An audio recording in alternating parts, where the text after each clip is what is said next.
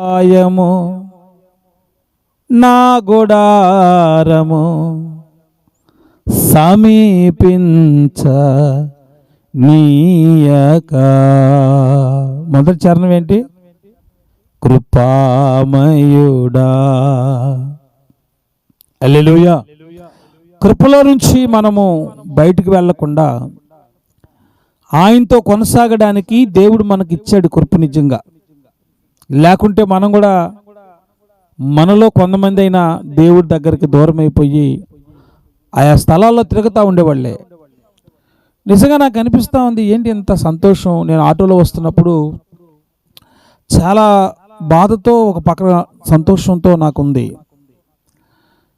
కారణం ఏంటంటే ఉదయం నుంచి సాయంకాలం వరకు పని చేసుకొని వచ్చి ఆయా పనులు, రకరకాల పనులు మనం చేసుకుని సాయంకాలం ఈ విధంగా కూర్చొని అందరం కుటుంబంలో వాళ్ళు కూర్చుంటారో లేదో మనకు తెలియదు, కానీ మనందరం ఒక ఫ్యామిలీ.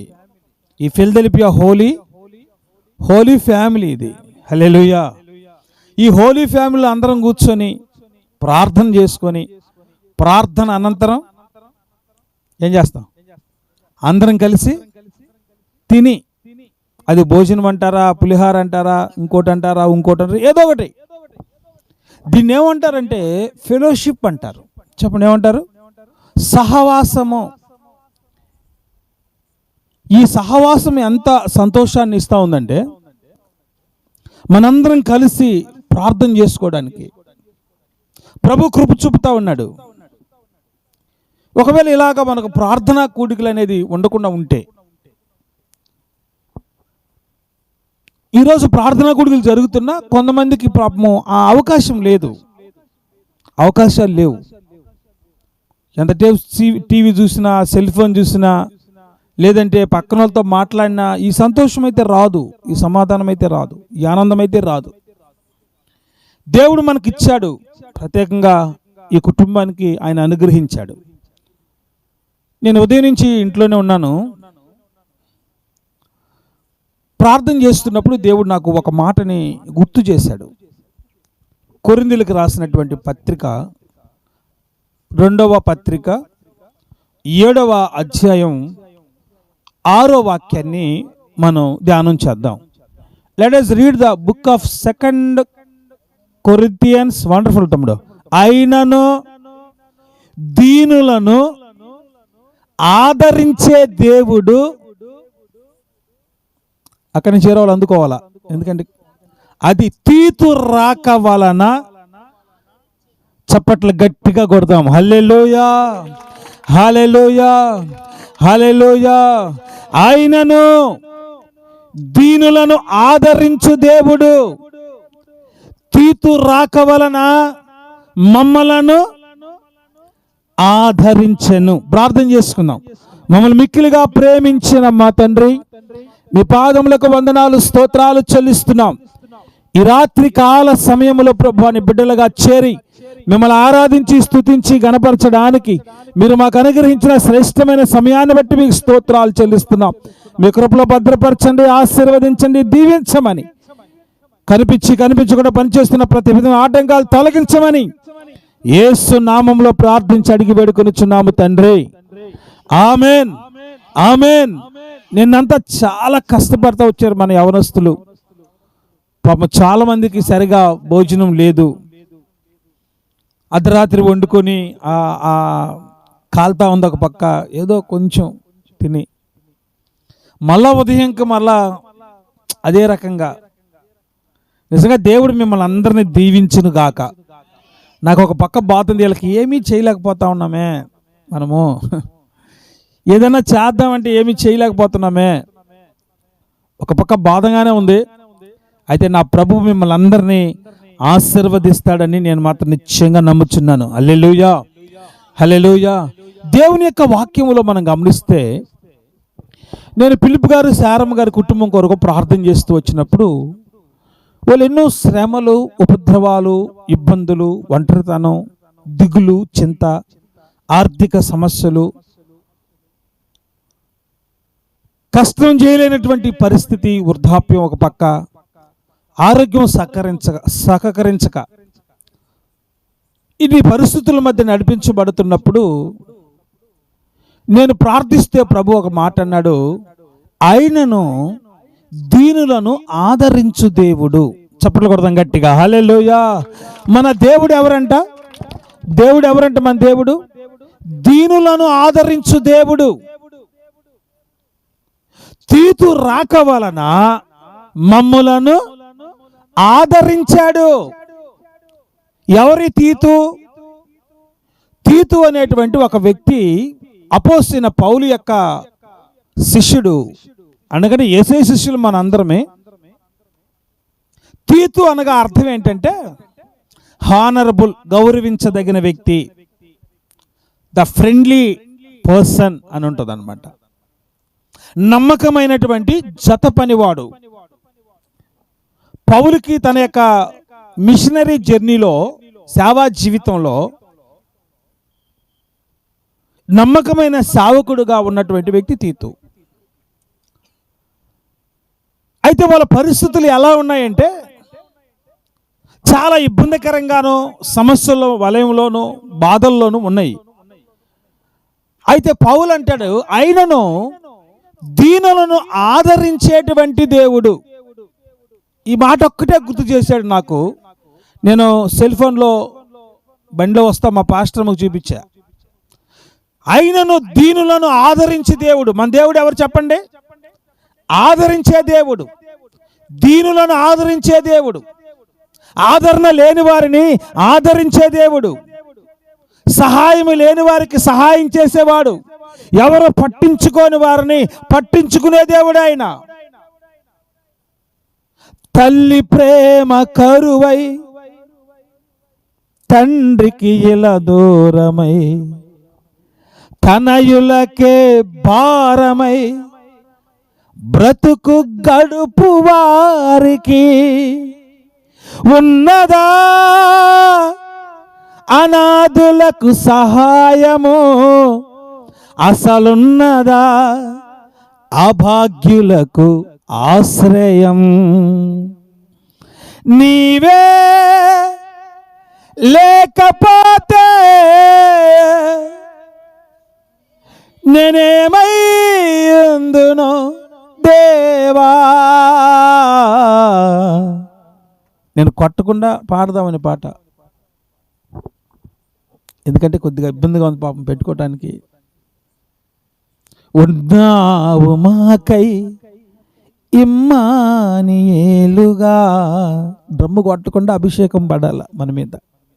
హల్లెలూయా. డ్రమ్ము పడక ముందే దేవుని అభిషేకం మన జీవితాల మీదకి రావాల. మనం ప్రార్థన చేస్తున్నప్పుడు దేవుని అభిషేకం రావాల. మనం దారిలో పోతున్నప్పుడు దేవుని అభిషేకం చేత నింపబడుతూ రావాలా. మనం ఒంటరిగా ప్రార్థించుకునేటప్పుడు దేవుని యొక్క అభిషేకము చేత నింపబడాల. నీవే లేకపోతే నేనేమై ఉందును దేవా. ఉన్నావు కొట్టు.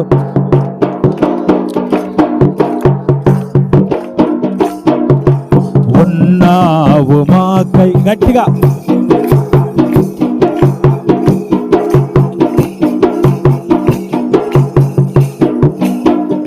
ఎవరున్నారని ఎప్పుడుంటారని చితికిన బ్రతుకున ఆశ్రయమెవరని?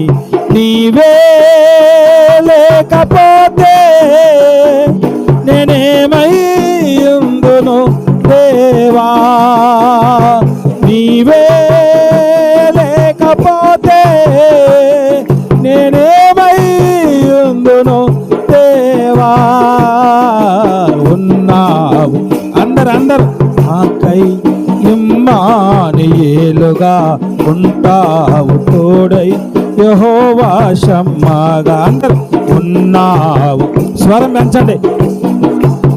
ఏలుగా ఉంటావు తోడై యెహోవా షమ్మాగా. ఆశలు అడుగంటి వేసారిన బ్రతుకులకు ఆత్మీయత కరువై అలమటించు వారికి ఆశలు అడుగంటి వేసారిన బ్రతుకులకు ఆత్మీయత కరువై అలమటించు వారికి ఉన్నదా ఆశలు తీర్చు తీరము ఉన్నదా ఆత్మీయతలకు నిలయం నీవే లేకపోతే నేనేమై ఉందును దేవా నీవే లేకపోతే నేనేమై ఉందును దేవా నీవే లేకపోతే నేనేమై ఉందును దేవా. హల్లెలూయా.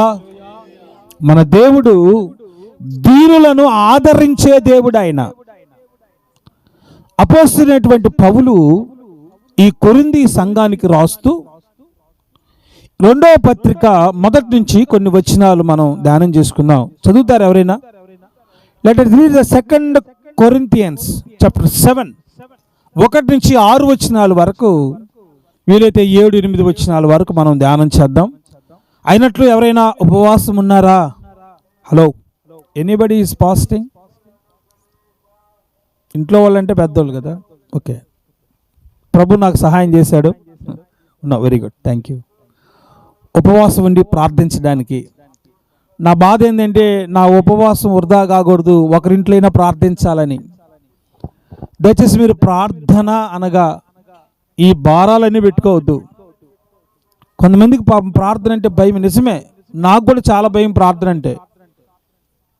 మధ్యలో ఆపేద్దాం అనుకుంటా. నేను సేవకులు పిలిచినప్పుడు ఫోన్ చేసి, వద్దు నాయనా మీరు రాబాకరా స్వామి అని చెప్దాం అనుకుంటా. ఎందుకంటే నాకున్నట్టు భారం అలాంటిది, కష్టం కదా ప్రార్థన అంటే. చూడండి నేను ఎంత కష్టపడ్డారు అసలు. బిడ్డలు మధ్యాహ్నం దాకా పని చేశారు. మధ్యాహ్నం అన్నాలు అందరికి పెట్టారు. తిందామంటే అన్నం లేదు. సరే మళ్ళా వండాలా, మరి రాత్రికి ఏమన్నా ఉంటుందంటే అప్పుడు కూడా పాపం లేదు. ఎప్పుడో ఒకసారి జరిగింది అంతే. నాకు తెలుసు మన సంఘంలో అన్నం లేకుండా ఎప్పుడు పెద్దగా జరగదు. ఎప్పుడన్నా ఒకసారి దేవుడు అప్పుడప్పుడు మనకు కూడా ఆకలి రుచి చూపించాలనేమో అట్లా. ఈ వండాలంటే వీళ్ళకి ఎంత కష్టం అంటే కొన్ని అన్నిటికీ మనకు భారమే. అయితే నేను ఒకటి మాత్రం చెప్తా ఉన్నా, మీ కుటుంబాల్లో ప్రార్థించడానికి ఇది ఒక మంచి అవకాశం. దయచేసి ఎవరు పోగొట్టుకోవద్దు. మీకు ఏదైనా ఇబ్బంది అయితే చెప్పండి, నేనే టీ తీసుకొని బిస్కెట్లు తీసుకొని వచ్చేస్తా. ఇబ్బంది ఏం లేదు. ప్రార్థన మాత్రం ఏర్పాట్లు చేద్దాం. హల్లెలూయా. భారంగా చేయొద్దు ఎవరు. నిజంగా ప్రార్థన అంటే భారం ఉండకూడదు మీకు. అప్పులు తెచ్చుకొని చేయొద్దు దయచేసి. మన కృపా ఆశీర్వాదానికి ఫోన్ చాలా అవసరం. ఎందుకంటే ఈ యూట్యూబ్లో చేయడానికి. ఏం చెప్పాను నీకు? ఈఎంఐ కొంటారంటే ఏమన్నాను? వద్దు వద్దు, కొంచెం ఉండు, కొంచెం ఆగు, పర్లేదు. అప్పు తెచ్చుకొని కొంటే మంచిదే నాకు. ఎందుకంటే టకటకటకట చేస్తాడు, టకటకటగా బానిచ్చేస్తాడు, అప్పు ఆయన కట్టుకుంటాడు. నాకేం నష్టం?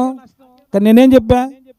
వద్దు, ఆగు, వద్దు, అప్పొద్దు, కొంచెం ఉండు, చూద్దాం, ప్రభు సహాయం చేస్తాడేమో చూద్దాం. అలాగని మీరు ప్రార్థన పెట్టుకొని అప్పు తెచ్చి చేయమని నేను చెప్పను. అసలు వద్దు అంటాను. అసలు మీ కాడ ఉంది, మంచినీళ్ళు ఉన్నాయా? దాన్ని వేడి చేయండి, దాంట్లో కాస్త చక్కెర వేయండి, అందరికి ఇవ్వండి. హల్లెలూయా. చాలు. పాలున్నాయా? ఒక ప్యాకెట్ తెచ్చిపోయింది, కాస్త చక్కెర వేయండి, ఇవ్వండి, చాలు. ప్రార్థన అయిపోయింది. ప్రార్థన అయిపోయింది. కొంతమంది ప్రార్థనలో పెర్ఫార్మెన్స్లు అంటే వాళ్ళు ఇది చేస్తారు కదా మేము ఇది చేయాలి, వాళ్ళు ఇది చేస్తారు కదా మనం ఇది చేయాలి, మనం ఇది చేస్తారు కదా ఇవన్నీ కంపారిజన్ వద్దు. మీరు ఏదైనా కావాలండి నన్ను చూడండి. బయట వాళ్ళు ఏదో చేస్తారని ఎప్పుడు మనకున్న పరిస్థితి ఏంటి? బయట వాళ్ళు 70 కేజీలు చికెన్ తెచ్చారు సార్, మీరు ఎంత తెచ్చారు? 7 కేజీలు తెచ్చారు, అంతే నాకున్న పరిస్థితి అది. బయట 70 కేజీలు తెచ్చి ఉండొచ్చు, నేను 7 కేజీలు చేస్తా. మనకున్న పరిస్థితి అదండి. మీరు ఎవరిని చూసి ఫాలో అవద్దు దయచేసి. మీరు ఫాలో అవ్వాల్సిన దేవుని వాక్యాన్ని. హల్లెలూయా. మీకున్న పరిస్థితిని బట్టి ఈ ప్రార్థనలో మీకు భారంగా ఉండకూడదు, సంతోషాన్ని ఇవ్వాలి. ఈరోజు చూడండి ఎంత సంతోషంగా ఉంది ఇక్కడ.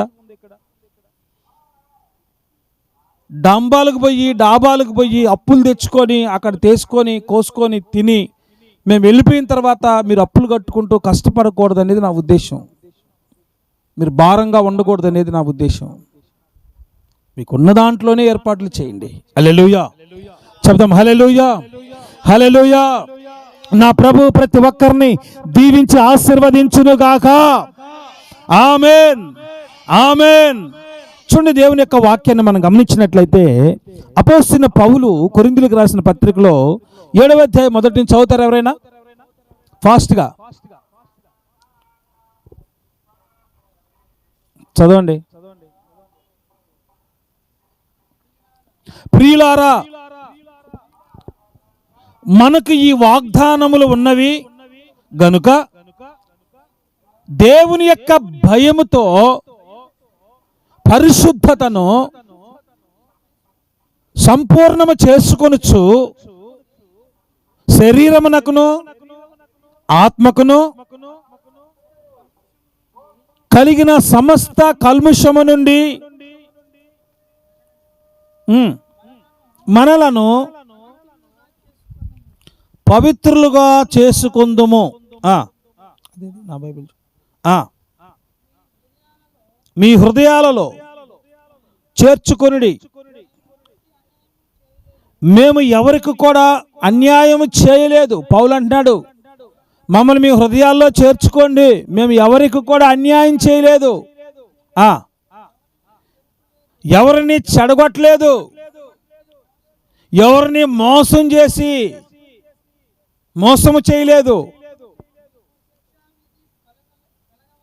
మీకు శిక్షావిధి కలగవలనని మేము ఇలాగ చెప్పట్లేదు, ఏదో మీకు శిక్ష కలగాలని చెప్పట్లేదు. చనిపోయిన గాని జీవించిన గాని మీరును మేమును కూడా ఉండవలనని మీరు మా హృదయాలలో ఉన్నారని మేము లోగడ చెప్పితిమి కదా. చదువు. మీ ఎడల మేము బహు ధైర్యముగా మాట్లాడుచు మిమ్మల్ని గూర్చి నాకు చాలా అతిశయము కలదు, ఆదరణతో నిండుకొని ఉన్నాను. మా శ్రమ ఎంతటికి శ్రమ అంతటికి మించిన అత్యధికమైన ఆనందంతో ఉప్పొంగుచున్నాను. అపోస్తలుడైన పౌలు అంటాడు, నేను మిమ్మల్ని మోసం చేయలేదు, అన్యాయం చేయలేదు. మీకు ఏదైనా చెప్తే మనం చనిపోయినా జీవించినా మీతో నేనుండాలా, నాతో మీరుండాలని ఈ విషయాలన్నీ చెప్తూ ఉన్నాం. చదవయ్యా. మేము మీ ఎడల ఎంతో సంతోషపడుతున్నాం. మాకు కలిగిన శ్రమల కంటే అత్యధికంగా సంతోషపడుతున్నాం. మేము మాసిదోనియాకు వచ్చినప్పుడు మా శరీరము వినండి ఏమాత్రము విశ్రాంతి పొందలేదు. ఎటు పోయినను శ్రమలే కలుగుచున్నాయి. చాలాసార్లు విశ్వాసుల జీవితాల్లో ఎటుపోయినా శ్రమలు. అపోస్తలుడైన పౌలు అంటాడు, మాసిదోనియాకు మేము వెళ్ళినప్పుడు ఏమైందంటే, మాసిదోనియాకి వెళ్ళినప్పుడు మా శరీరం విశ్రాంతి తీసుకోలేదు. మేము మాసిదోనియాకి వెళ్ళినప్పుడు మా శరీరం విశ్రాంతి తీసుకోలేదు. ఎటుపోయినను మాకు శ్రమలే కలుగుచున్నాయి. మీరు శ్రమల మధ్యలో ఉన్నారా? ఎటుపోయినా శ్రమలే అన్నపానాలుగా ఉన్నాయా? నా ప్రభు మిమ్మల్ని అందరిని ఆదరించబోతున్నాడు. హల్లెలూయా. ఒకవేళ 2024 సంవత్సరాల ఈ చివరి రోజుల్లో కూడా శ్రమల మధ్య మేము నడిపించబడుతున్నాం, ఇబ్బందుల మధ్య నడిపించబడతా ఉన్నాం. ఎటుపోయినా మాకు శ్రమలే కనిపిస్తూ ఉన్నాయి. మా శరీరం అలసటగా ఉంది, సంతోషంగా సమాధానంగా లేదు. భయంకరమైన శ్రమల మధ్య మేము నడిపించబడుతున్నామని ఒకవేళ మీరు ఆలోచన చేస్తుంటే నా ప్రభు అంటాడు, చూడండి, మాసిదోనియాకు మేము వచ్చినప్పుడు ఎటు పోయినా మా శ్రమలే ఉన్నాయి మాకు. చదువయ్యా. వెలుపల పోరాటము, లోపల భయం కూడా ఉందంట. బయటికి పోతే పోరాటం, లోపల భయం ఉంది. బయటకు పోతే పోరాటం, లోపలేమో భయము. అంటే ఒక మనిషికి ఎటు పోయినా ఏమి అర్థం కాని స్థితిలో వాళ్ళు ఉన్నారు. శ్రమల మధ్యలో నడిపించబడుతున్నారు, నిందల మధ్యలో అవమానాల మధ్య నడిపించబడుతున్నాడు. అయితే చదువు, ఆయనను, ఇక్కడేనండి, ఆయనను దీనులను ఆదరించు దేవుడు. చప్పట్లు కొడదాం గట్టిగా, హల్లెలూయా. మన దేవుడు ఎవరంటే దీనులను ఆదరించే దేవుడు. తీతు రాక వలన మేము ఆదరించబడ్డాం. ఈ మధ్య మన వాళ్ళు అందరూ చెప్తా ఉన్నారు, మా శారమ్మ గారు సార్ మన కృపా ఆశీర్వాదాన్ని బట్టి చాలా ధైర్యంగా ఉందని. నాకు చాలా సంతోషం అనిపించింది. ఆయనను మేము తీతు రాక వలన ఆదరించబడుతున్నాం. నిజంగా మనం ఒకరి ద్వారా ఆదరించబడతాం, ఒకరి ద్వారా ఆదరించబడతాం. వాళ్ళు చాలా బాగుంటున్నారు సార్. ఎవరైనా అడిగితే మా బిడ్డ అని చెప్తాను సార్. ఎవరైనా పైకి వస్తే, ఏయ్ ఏంద్రా మీరు, పోండ్రా మా బిడ్డరా ఆయన ధైర్యంగా ఉంది సార్. అంటే ఒకరి వల్ల ఒకరి ద్వారా ఒకరు ఆదరించబడతాం. మనం తీతు రాక ద్వారా మేము ఆదరించబడ్డాము. బహుశా దేవుడి కుటుంబాన్ని ఆదరించడానికి, ఓదార్చడానికి, బలపరచడానికి మాకంటూ ఒకడున్నాడని చెప్పుకోవడానికి కృపా ఆశీర్వాదాన్ని ఇక్కడికి పంపించాడు. మా లక్ష్యం ఉంది నరసింహకొండలో. ఎబినేజర్ 2 రోజులు కనపడలేదనుకో, కనపడలేదు తొలిపేసావదేంగా ఏడుచుద్ది. అంటే వీళ్ళు అక్కడ పోవడం వల్ల ఈమె ఆదరించబడింది, వాళ్ళు దీవించబడుతున్నారు. చేపలు తీసుకో, చేపలు ఆడయా తెచ్చు, వండుకోండి. ఇది చూస్తే రొయ్యలు తెచ్చిందంట, చికెన్ తెచ్చిందంట. నీకు ఎందుకు చిన్నమ్మ అమ్మ అంటే, మీరు కాకపోతే ఎవరు తింటారా అంటే ఒకరినొకరు ఆదరించుకోవడానికి. ఇది దేవుడు మనల్ని ఎందుకు ఉంచాడు సమూహంగా లేదా సమాజంగా సహవాసంగా అంటే ఒకరి ద్వారా ఒకరు ఆదరించబడ్డానికి, ఒకరి ద్వారా ఒకరు బలపరచబడ్డానికి, ఒకరి ద్వారా ఒకరు ఆశీర్వాదకరంగా నడిపించబడ్డానికి. తీతు రాక ద్వారా మేము ఆదరించబడ్డాము. ఎవరు మన దేవుడు? దీనులను ఆదరించే దేవుడు ఆయన. దీనత్వం కలిగిన వారిని ఆదరించడానికి ఆయన దిగి వస్తాడు. అది ఎలా వస్తాడు? ఆయన మనుషుల ద్వారా, మన సహోదరుల ద్వారా ఒకరినొకరిని ఆయన ఆదరిస్తాడు. ప్రియదేవన్ బిడ్డలారా, కింద కూడా కాస్త చదువుతారు, కింద కూడా చదవండి, ఫాస్ట్గా చదవండి. పాపం దూరంగా లైట్ ఉంది, ఎదురుగా ఉంది, చదవచ్చు కదా సిస్టర్. పీబీఎస్సీ చదువుతావు, నువ్వు చదవచ్చు. మిమ్మల్ని అందరి కాలేజీలో మీ నాయనోళ్ళు సైకిల్ ఎక్కించుకొని, స్కూటర్లు ఎక్కించుకొని కాలేజీ మీరు దాకా దిగి మళ్ళా ఎక్కించుకొని మళ్ళీ ఎందుకు వచ్చింది? ఇక్కడ వాక్యాలు చదువుతారని కదా. చదవండి ఎవరెవరు. అది తీతు రాక వల్ల మాత్రమే కాకుండా అతడు మీ అత్యాభిలాషను, మీ అంగలార్పును నా విషయమై మీకు కలిగిన అత్యాశక్తిని మాకు తెలుపుచు తాను మీ విషయమై మీ ద్వారా పొందిన ఆదరణ వల్ల కూడా మమ్మలను కూడా ఆదరిస్తున్నాడు. చప్పట్లు కొడదాం గట్టిగా, హల్లెలూయా, హల్లెలూయా. దేవుడు ఒకరిని ఆదరించే దేవుడు. ఆయన దీనులను ఆదరించే దేవుడు. చాలాసార్లు అనుకుంటాం మనకి ఎవరున్నారయ్యా, ఎవరున్నారంటే దేవుడుంటే చాలు. దేవుడు ఎవరికొకరిని పంపిస్తాడు. ఆయన మనల్ని ఆదరించడానికి, బలపరచడానికి ఎవరి ద్వారా అయినా దేవుడు మనల్ని ఆదరిస్తాడు.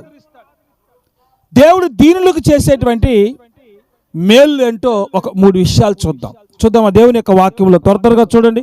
యోబు గ్రంథము 5వ అధ్యాయం 11వ వాక్యం చదువుతారా? యోబు గ్రంథం 5:11 త్వరగా చూడండి ఒకసారి దయచేసి. యోబు గ్రంథం 5వ అధ్యాయం 11 వచ్చి చూడండి. దీనులకు దేవుడు ఏం చేస్తాడు? ఒక పాట ఉంది, దీనులు ఎడలా కృపచూపువాడా నీ దాసుని దాటిపోకయ్యా. హల్లెలూయా. చదవండి ఒకసారి యోబు గ్రంథం. అట్లు ఆయన దీనులను ఉన్నత స్థలములో, చప్పట్లు గట్టిగా కొడదాం, గట్టిగా హల్లెలూయా. దీనులండి మేము, దారిద్ర్యంలో ఉన్నామండి మేము, మమ్మల్ని ఆదరించేవారు ఎవరు లేరండి, చాలా ఇబ్బందికరమైన పరిస్థితుల మధ్యలో మేము ఉన్నామని అంటే దేవుని వాక్యం అంటది అట్లా ఆయన దీనులను ఎక్కడ పెడతాడంట? అదిగో ఉన్నత స్థలముల్లో పెడతాడంట. ఆయన నా దేవుడు దీన దరిద్రులను లేవనెత్తి రాజులతో కూర్చోబెట్టే దేవుడు ఆయన. 139 33 11 వచనంలో ఏముంటుందంటే, ఆయన నేలబడిన వారిని, పెంట కుప్పల్లో పడినటువంటి వారిని ఆయన జ్ఞాపకం చేసుకొని రాజులతో కూడా కూర్చోబెడతాడంట. దీనత్వం కలిగి ఎవరైతే ఉంటారో ప్రియదేవుని బిడ్డలారా, అలాంటి వారిని నా దేవుడు ఏం చేస్తాడంటే ఉన్నత స్థలములలో కూర్చోబెడతాడు. ఈరోజు మనం కింద కూర్చుంటున్నాం, ప్రధానులతోనూ తన ప్రజల ప్రధానులతోనూ. మొదటి నుంచి చదువమ్మా, చదువు. దాని ముందు చదవాలి కదా, అసలు విషయం లేదా? పక్కన చదవమని చెప్పి.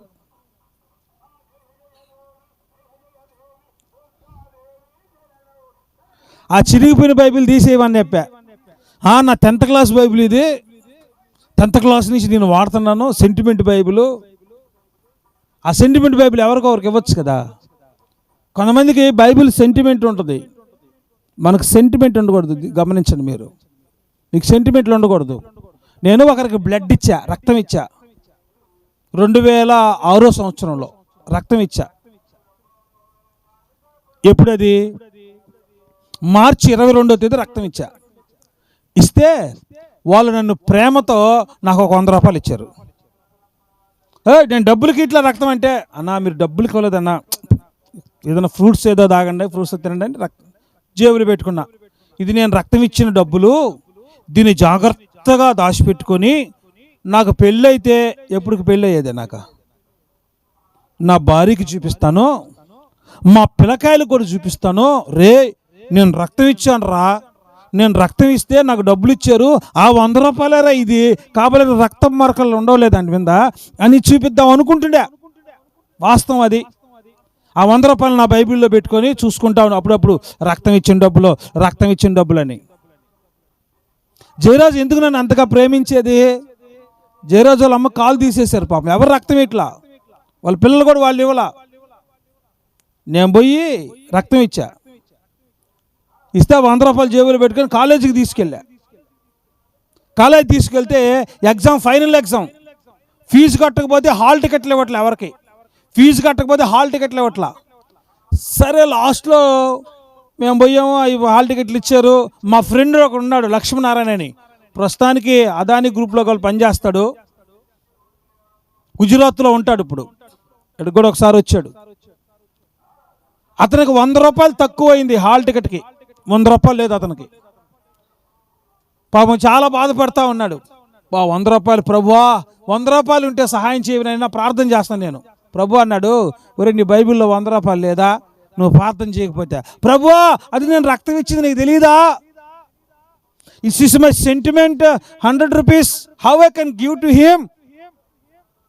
It is very very precious to me. No, ఇది నాకు చాలా విలువైంది కదా ప్రభువా, నేను ఎలా ఇవ్వగలను అతనికి అంటే? దేవుడు అన్నాడు, ముందు నా అతనికి అన్నాడు.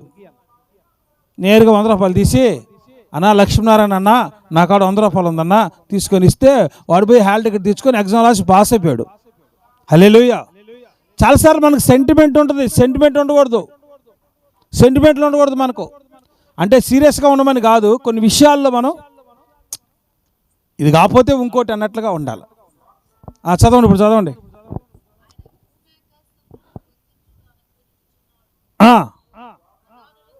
ప్రధానులతో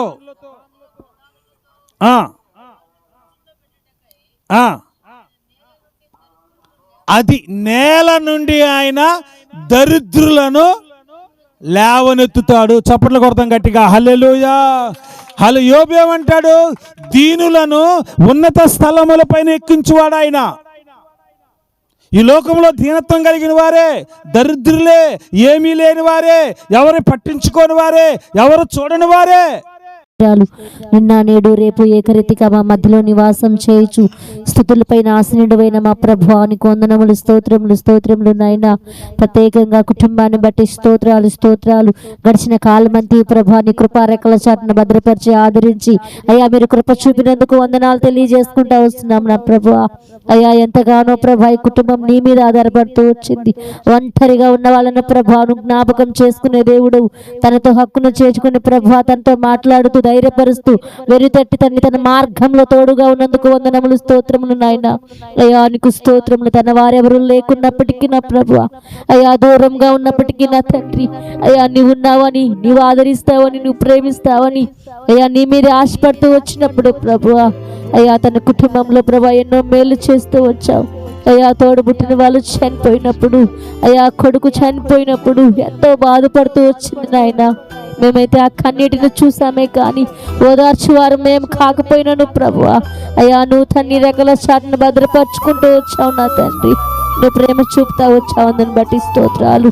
నిజంగా ఈ కుటుంబంలో ఎన్నో అవసరాలు అక్కర్లు ఉంటున్నవి నాయన. ఆయనను ప్రభువా అయ్యా తన రెక్కల కష్టంతో ప్రభు బ్రతుకుతూ వస్తుంటుండగా నా తండ్రి అయ్యా మీరు సహాయం చేస్తున్నందుకు స్తోత్రములు.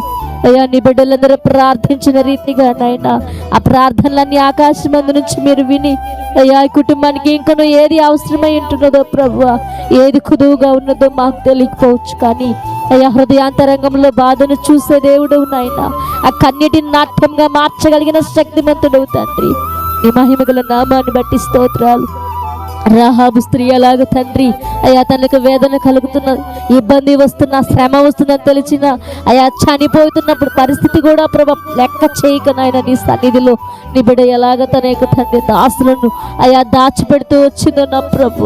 అయ్యా తను చేసిన మేలుని బట్టి తండ్రి తన వారిని, తన ఇంటి వారిని, తన కలిగిన వారందరినీ కూడా ప్రభు అయ్యా మీరు బ్రతకనిచ్చినందుకు స్తోత్రములు తండ్రి. నువ్వు చేసిన మేలును బట్టి స్తోత్రములు ప్రభువా. అయ్యా ఈ కుటుంబంలో తను మీరు రాత్రి కాలంలో మాట్లాడుతూ వచ్చారు నాయన. ఈ కుటుంబాన్ని మీరు ప్రేమించినందుకు స్తోత్రములు. ఏనాడైతే తండ్రి నీ సన్నిధి నీ బిడ్డ అడుగు పెట్టిందో ఆనాడైతే అనుకున్నటువంటి శాపానంతా ప్రభా మీరు కొట్టివేస్తూ వస్తున్నారయ్యా. తన చీకటినంతని మీరు తీసివేస్తూ వస్తున్నందుకు స్తోత్రములు ప్రభువా. అయితే ఈ కుటుంబం చుట్టూ ప్రభా అనేక సమస్యలు, ఇబ్బందులు, నిందలు అలముకొస్తున్నప్పటికీ నాయన అయ్యా నీవు తోడుగా ఉన్నావు తండ్రి. అందుని బట్టి వందనాలు తెలియచేసుకుంటావు. అవును తండ్రి, సహాయం లేని వారికి అయ్యా దీనస్థితిలో ఉన్నవారు మొరపెట్టినప్పుడు మీరు ఆలకించే దేవుడు ప్రభువా. ఆ కన్నిటిని చూసే దేవుడు తండ్రి, ఆ కన్నిటిని యొక్క గుడిలో దాచుకునే దేవుడు ఉన్న ప్రభువానికి స్తోత్రములు. అయ్యా ఏ యొక్క విరోధమైనటువంటి పరిస్థితిని కూడా ఈ కుటుంబం మీదకి రానివ్వక, వ్యతిరేకమైన పరిస్థితుల్లో పని చేయలేక, ఏ దుష్టత ప్రభు కుటుంబంలోనికి ఏ హాని కలుగుక నా ప్రభువా ఇది మొదలుకొని తండ్రి మీరు తోడుగా ఉండి సహాయం చేయమని వేడుకుంటూ వస్తున్నాం. అయ్యా ఇదిగో ఈ తండ్రి నాయన చివరి అయ్యా మాసంలో ప్రభు అని బిడ్డ ఎంతతో ఆశతో నాయన ఇదిగో తండ్రి గత కాలం అంతా దేవుడు కాచి కాపాడాడని విశ్వాసంతో అయ్యా ఇదిగో కృతజ్ఞత కలిగి యొక్క తండ్రి నాయన చిన్న ప్రార్థన ఏర్పాటు చేసుకుని ఉంటున్నప్పుడు అయ్యా ఆమె తండ్రి మనుషులందరూ ఉండకపోవచ్చు కానీ అయ్యా తన వారెవరూ ఇక్కడ లేకపోవచ్చు కానీ ప్రభువా నీవున్నావు, నువ్వు సహాయం చేస్తూ వచ్చావు, నువ్వు ఆదుకుంటూ వచ్చావు నా తండ్రి. అందుని బట్టి స్తుతులు, స్తోత్రములు. అయ్యా ఈ చిన్న మందతో మీరు మాట్లాడినందుకు మరొకసారి వందనాలు తెలియచేసుకుంటూ వస్తున్నాం. అయ్యా తండ్రి అయ్యా దీనులు బలహీనులను అయ్యా ఎన్నుకునే దేవుడు తండ్రి. అయ్యా నిరుపేదల పట్ల ప్రభా అయ్యా దీపముగా ముందుకు నడిపిస్తున్న గొప్ప దేవుడవు కనుక నీ బిడ్డ తండ్రి ఇక మెదలుకొని ప్రభా తన మార్గంలో ఎలాగా నడుచుకోవాలి, ఎలా తండ్రి అయ్యా నివాసం చేయాలో కూడా ఇంకనూ ప్రభా మీరు తండ్రి తనకి అయ్యా నేర్పించి సహాయం చేయమని వేడుకుంటూ అయ్యా ప్రతి కొదువును కూడా మీ నామంలో తీర్చమని ప్రభువా నీ బిడ్డలు తండ్రి ప్రార్థించిన రీతిగా నాయన అయ్యా ప్రార్థించిన ప్రతి ప్రార్థన మనవి ప్రభు మీరు అంగీకరించమని సహాయం చేయమని వేడుకుంటూ జీవంగల యేసయ్య శక్తిగల నామం పెట్ట ప్రార్థన చేసి అడిగి వేడుకొని చుంటున్నాం తండ్రి. ఆమేన్.